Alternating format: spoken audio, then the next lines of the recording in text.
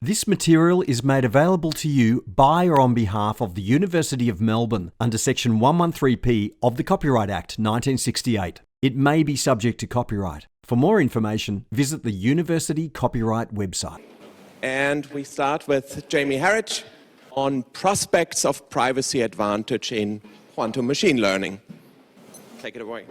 Thank you very much. Hi everyone, I'm going to talk to you today about the prospects of privacy advantage. Now, I'm a PhD student here at UniMelb, but this was work I did during an internship at JP Morgan last year.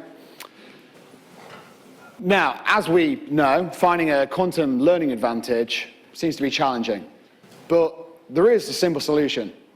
Just give up.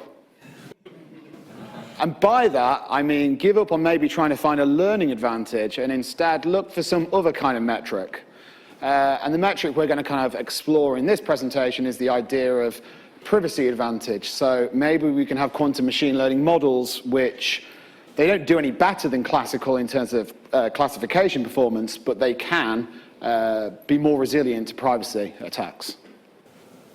But what do I mean by privacy? What does that mean? Well, we're going to look at a situation called federated learning, which was first introduced by Google in 2016. And this paper's got like 20,000 citations on, so it is something people care about. And basically, you've got some organization with a central server, and they want to train a machine learning model. However, the data that they want to train it on is kind of confidential data. You don't really want to share it. Maybe it's financial information or health information, something like that. You don't want to be just sending your private data anywhere. So the solution to this, I mean, how can you train a machine learning model without seeing its inputs? Well, the solution that they introduced in 2016 was each user has access to a model and all the parameters, and they train this model like locally on their device and calculate the gradients. Now, this means that each user is only going to send their gradients to the central server, and they don't have to send their confidential information. So you can have multiple different users all send their gradients, then the central server can amalgamate all these gradients, find some new variational parameters, which they then send back to all the users, and it repeats itself. But the key part of this is you don't ever you never need to send your confidential input data, you only send your gradients. So there we go. Have Google solved it already? Your data is private because you never send it, only your gradients. Who cares if they know my gradients? Well, the problem here is, in classical machine learning at least, it is possible to reverse engineer your input data from those gradients. So you're not really secure by sending your gradients, you're potentially letting your classical input data be derived. And the question we're going to talk about here is, are quantum machine learning gradients intrinsically harder to reverse engineer than classical models? And some of this motivation probably comes from when we looked at certain classical surrogates, where you can have these classical models where they perform equally to variational quantum models, but if you kind of look at the maths, they're going to be much more easier to do this reverse engineering process and get your input data from the gradients. Now, I'll also talk about techniques we're going to ignore. We're not going to talk about noise. So sometimes with these gradients, people add noise terms onto them. That makes it harder to invert. And then you could say that quantum noise is like a feature, not a bug. But we're not going to talk about noise at all. And we're also not going to talk about any cryptographic procedures to make it more difficult in that way. We're just truly focused on, is there something in quantum machine learning models that is going to make it more private and protect against this gradient inversion? So we'll just look through a kind of a forward pass of what the algorithm looks like normally. So we've got some classical data. Here it's an image of a dog. We're going to put that in some encoding circuit, which is going to give us this doggy quantum state. And then that's going to go through a variational layer. And this could be classifying how high the dog can jump or something. And you're going to get some gradients. Now, these are the gradients you're sending to the central server. Now, we're actually going to term two different types of privacy breach, which are relevant to VQC models. And the first one is the idea of a weak privacy breach. So that is, given the gradients of a VQC model, can we find the vector of expectation values given here, where the expectation values are measurements with respect to the basis, which is actually the Lie algebra basis. But what this is kind of corresponding to is, if you imagine the gradients at the end, can we reverse this variational layer and get to the expectation values at this point here, so just after the encoding? Is that possible? So here's the gradients. Here's what we call this weak privacy breach of finding the expectation values. Now, why would you care if someone has your expectation values?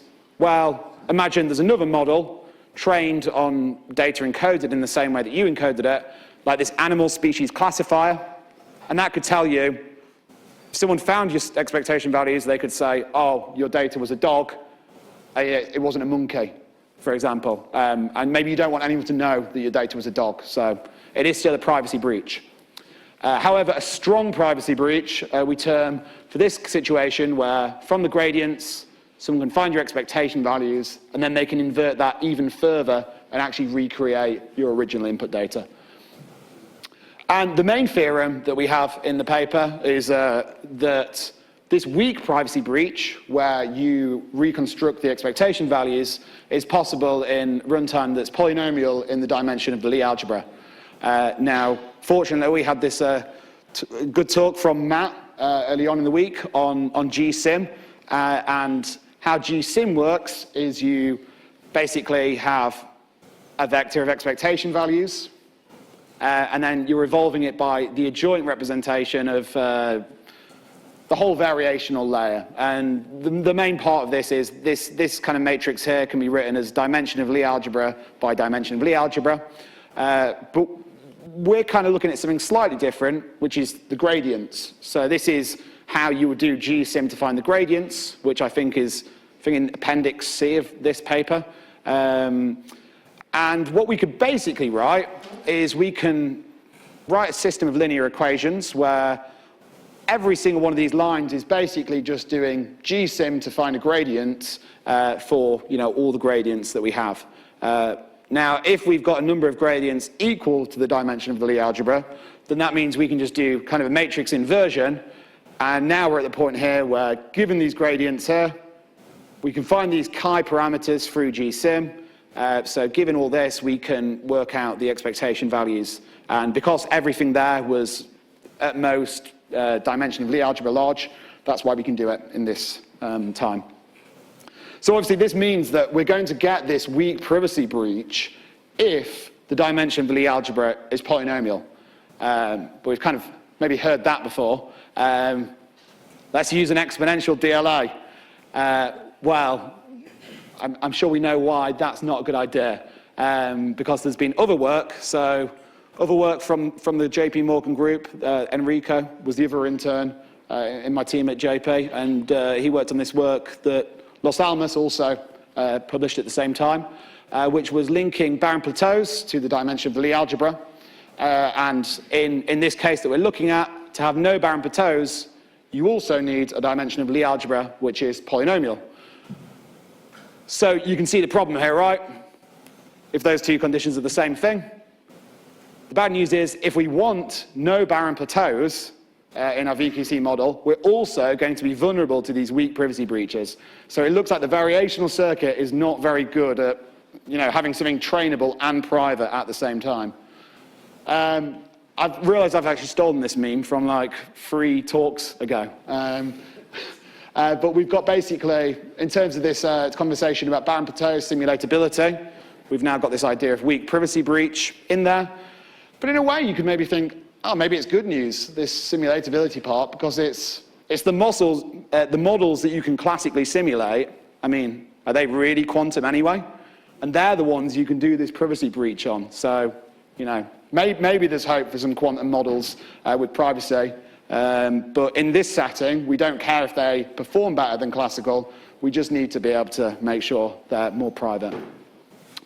So I'll briefly talk about the strong privacy breach as well. which is the idea of once you've got these snapshots, can you actually fully recreate the original inputs? Some cases, very easy. I mean, if you've got a single qubit and single rotation gate, that's just the expectation value of that is going to be like cos half x. So then, if you want to just do cos inverse 2 times that expectation value, and you get all your x values. So very, very simple in some cases.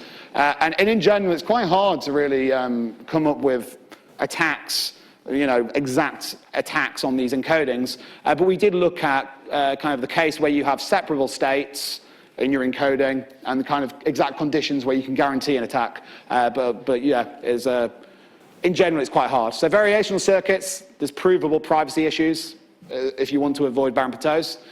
And the encoding circuit, much harder to prove, but we kind of looked over some very general cases. Now we're going to discuss a different type of attack in the last few minutes, which is this like kind of variational black box method. So this circuit here is actually from a previous paper that we worked on, where we thought this would be good, but if you paid attention to the last few slides, you'll be able to work out why that isn't a good circuit to use. But it is good at protecting against these kind of black box attacks. And the black box attacks go like this. We know that the user's gradient is 5.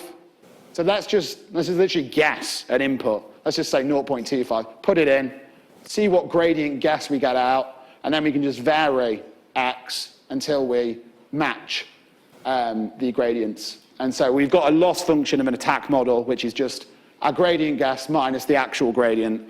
Now, if we end up matching the gradients, then that means we've got that data. Okay, so that's how the black box attack works. Now, I'm going to show you just the results from this circuit, because even though the newer arguments I've explained show a way of why this wouldn't be a good circuit to use, it is still very resilient against this kind of black box attack, and it's because we've got these very high frequency terms in here. So we're going to consider a very simple learning task, which is fitting a model to a simple cosine. So here's our model in blue, and we can see we've got these very high frequency terms in. It doesn't look very nice. It doesn't look like it'd be very good at fitting a very simple sinusoidal. But if we look at the attack model, where we're trying to match gradients, we have a given gradient, we're trying to match the gradient. This is the loss landscape. And we see this loss landscape here it's very, very nasty, because we've got all these very high frequency terms. It'd be very hard to optimize in this regime. But one of the advantages of this is, as we train the model, we see that it can actually generalize quite well to this very simple sinusoidal thing. But I mean, it looks almost flat there, but if you zoom in, it's still very, very bumpy. The high frequency terms are remaining, and if we look at the attack model loss, we still have this very, very large, exponentially large frequency terms surviving in here, which make it private against this attack. Hard to do the attack. If you want a bit of, I suppose, intuition for maybe why that's the case, we think it's because you've got a lot of thetas here, so you're very over-parameterized when you're training the actual model, which means you can get this actual nice fit here. But when you're trying to do the attack model loss, you're varying these x's, which, if you consider this part as a variational model, that seems very under-parameterized. And I also just note a little connection here to this Evan Peters and Maria Schultz's paper on generalization despite overfitting in quantum machine learning, where in that paper it was these very high frequency terms end up overfitting the data, but overall you can still match these patterns. It's kind of a similar concept. So in conclusion, if you want to avoid Baron-Pettos, then we've proven that VQCs are very vulnerable to these weak privacy breaches. But in coding circuit, it's not quite as clear. And also, if you want to avoid against black box, high frequency terms are probably what you want to look into. But yeah, thank you very much. There's thanks to my co-authors, and there are some open positions at JP Morgan, and here's my disclaimer. But yeah, thank you very much.